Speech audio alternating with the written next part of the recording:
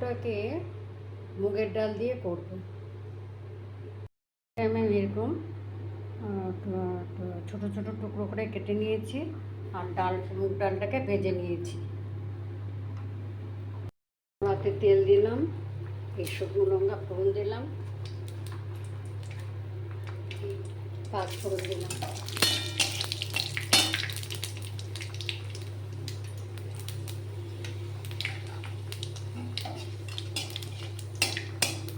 যখন ফোড়নটা ভাজা হয়ে যাবে তখন আমি এই টুকরো করে যে লাউটাকে কেটে রেখেছি সেটা দিয়ে দিই।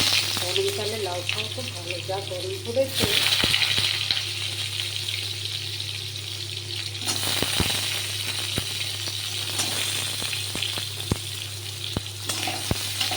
এর মধ্যে একটু হলুদ গুঁড়ো,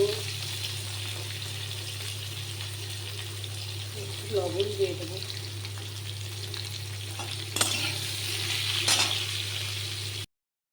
এর মধ্যে আমি কাঁচা লঙ্কা ছিঁড়ে দিলাম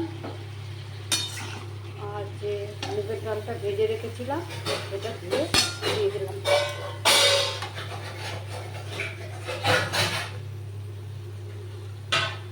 লাউটা আমার হয়ে গেছে, এর মধ্যে একটু ধনেপাতা দিয়ে দেবো,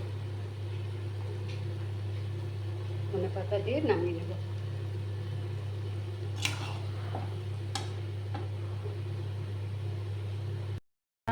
হয়ে গেছে, এটা আমি নিজের মন থেকে তৈরি করেছি, দেখো খেয়ে ভালো লাগবে।